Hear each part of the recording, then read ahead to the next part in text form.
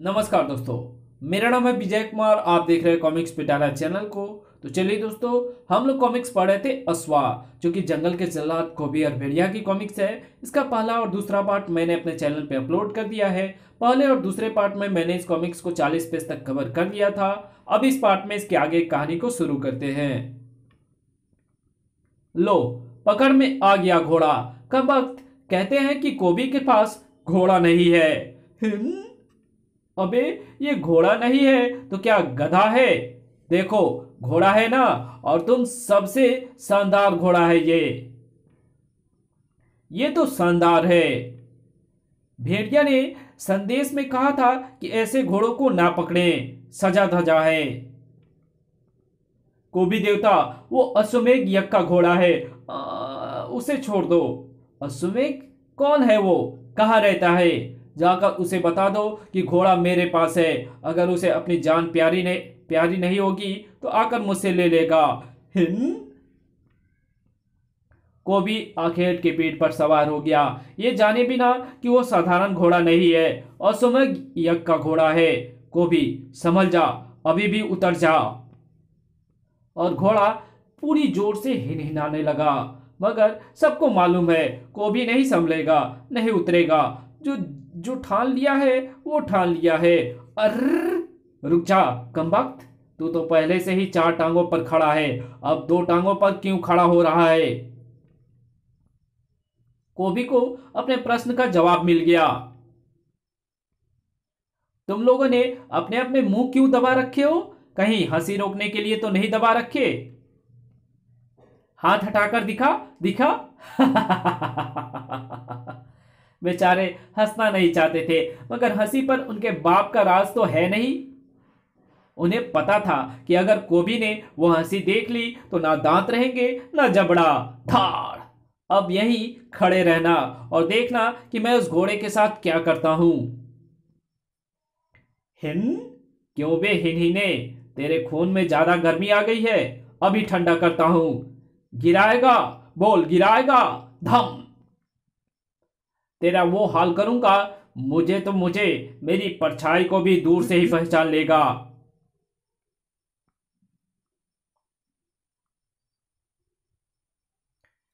बुझकुसी को छोड़ो, देवता से क्षमा मांग लेंगे। फिलहाल चुपचाप निकल लो यहां से। भेड़िया को बताओ, अब मैं हंसूंगा और मुझे मुंह दबाकर हंसी रोकने की जरूरत भी नहीं है। कवि को पता भी नहीं था कि मुंह दबाने वाले भी पीछे ही आ रहे हैं। आऊ! इस बार तो मैं घोड़े पर भी नहीं बैठा, फिर मुझे किसने पटक दिया? थर! आंखों से चिंगारियां गिराते हुए सामने खड़े थे अश्वसैनिक। 2 टांगों वाले घोड़े, तेरा अंत आ गया। तेरा गुनाह यह है कि तूने अश्वमेघ यज्ञ के घोड़े को पकड़ा है। अब अपने आखिरी वक्त में अपने देवता को याद कर ले।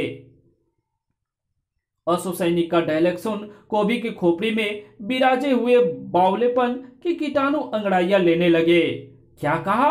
मैं अपने देवता को याद कर लूं? तड़ाक! आ!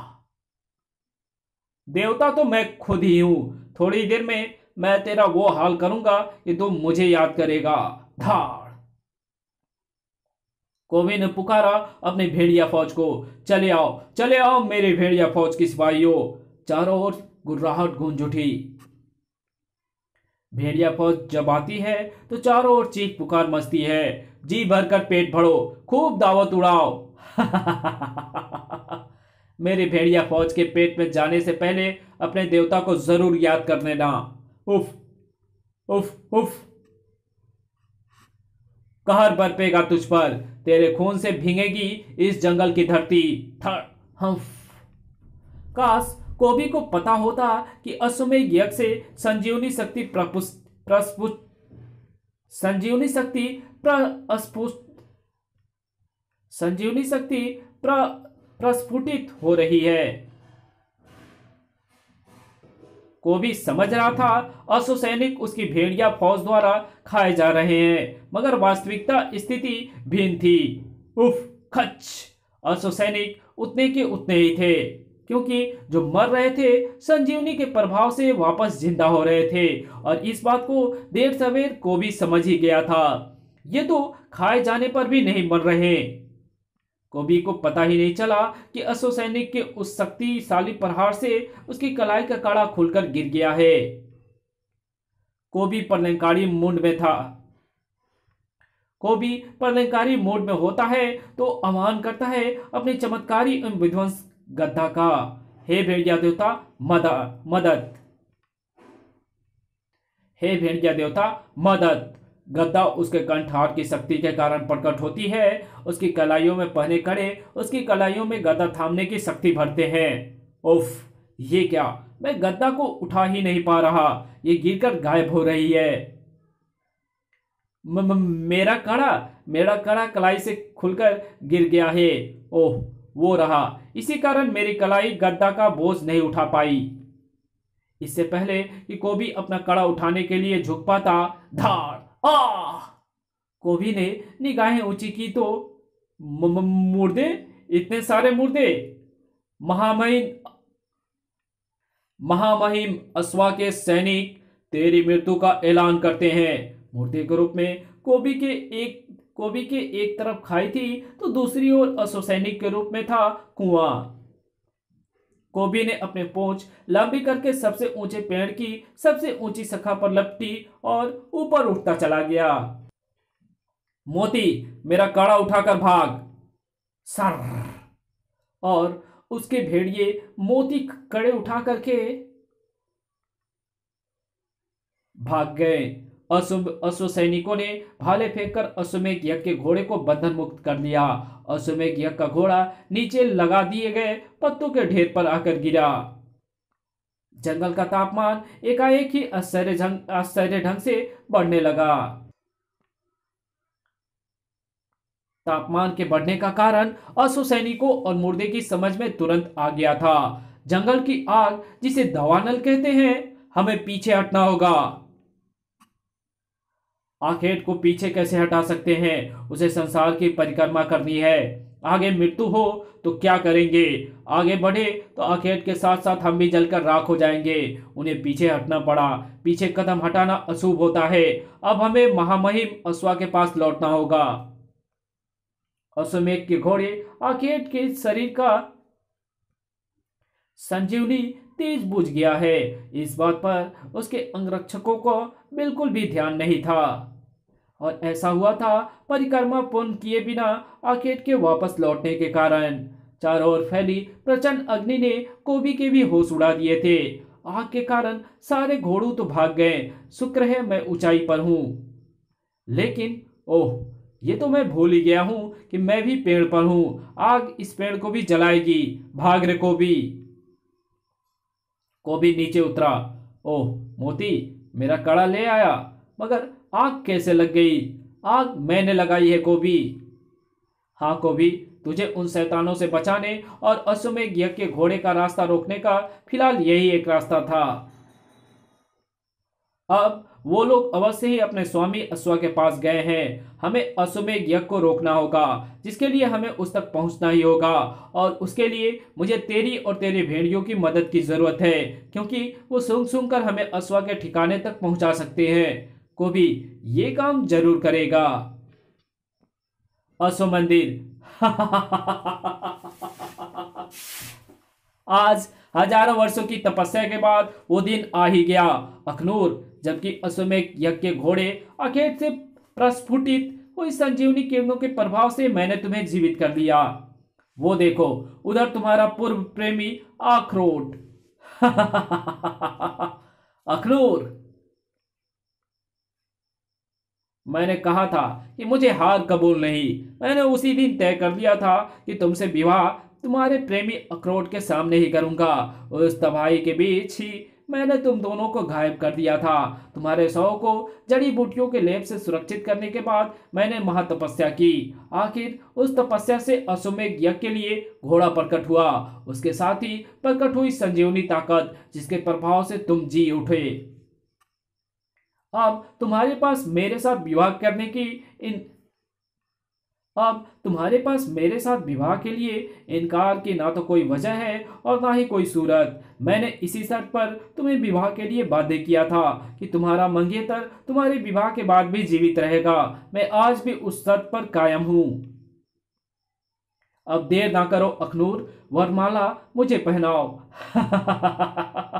अश्वमेध यज्ञ का घोड़ा जब लौट आएगा तो सारा संसार मेरा गुलाम होगा। मैं इस संसार का सम्राट बन चुका होऊंगा और तुम सम्राज्ञी। ख्वाब अच्छे हो तो उनके पूरे होने की उम्मीद में जीवन मजे से कट जाता है अश्वा, लेकिन बुरे ख्वाबों का अंजाम तो हर बुराई की तरह बुरा ही होता है। तू अपने उद्देश्य में कभी भी पूरा नहीं होगा। इस बार ऐसा नहीं होगा। बुरे ख्वाब के बुरे अंत की शुरुआत तो कब की हो चुकी थी। तुम लोग आखेट को वापस लेकर क्यों लौट आए? जंगल की आग ने रास्ता रोक लिया और आखेट की जीवनदायिनी शक्ति को क्या हुआ? अखरोट ठीक कहता था शैतान, बुरे ख्वाबों का अंजाम हर बुराई की तरह बुरा ही होता है। तेरा अश्वमेध यज्ञ पूरा नहीं हुआ मगर जिंदगी का सफर पूरा हो गया। अपनी पूंछ में लपेटकर यहां तक पहुंचाने के लिए तेरा धन्यवाद कोबी। मुझे नीचे उतार दे। कोबी, अपनी गद्दा का आह्वान करो, जो हुक्म बादशाह हो। और फिर कोबी ने अपनी भेड़िया और फिर कोबी ने अपनी गद्दा का आह्वान किया। हे भेड़िया देवता, मदद।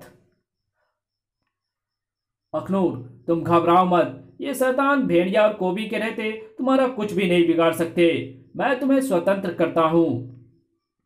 वो देखो, कोबी तुम घोड़ुओं को गधा बनाकर छोड़ेगा। धर। अश्वा के इस रूप से भेड़िया परिचित था। ओह, पूजो ने तुम्हारी कथा सुनाते वक्त तुम्हारे इस रूप के विषय में भी मुझे बताया था। अखनूर के भाई बाघा से भी टकराया था तुम्हारा ये रूप। तुम्हारी पूंछ उसी ने काटी थी। उसने तो तुम्हारी पूंछ काटी थी, मैं तुम्हारा सिर काटूंगा। मेरी हजारों बरस की मेहनत तुम्हारे कारण मिट्टी में मिल गई। अब तुम में से कोई नहीं बचेगा। साए उफ।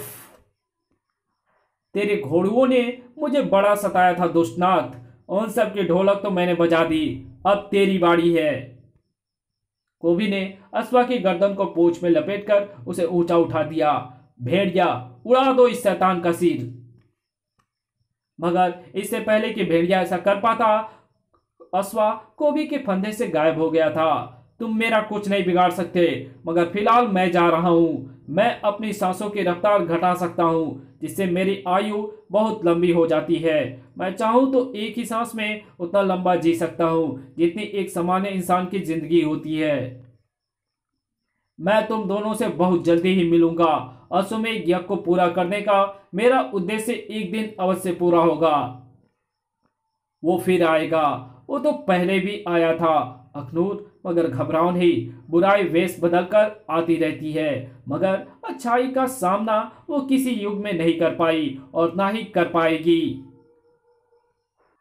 वो आया था तो इस जन्म में तुम दोनों के मिलन के लिए, जो कभी अधूरा छूट गया था। शायद तुम ठीक कहते हो कमबख्त। वो अश्वमेध यज्ञ का घोड़ा पत्थर का हो गया, वरना उस पर बैठकर मैं बुझकुशी जरूर खेलता।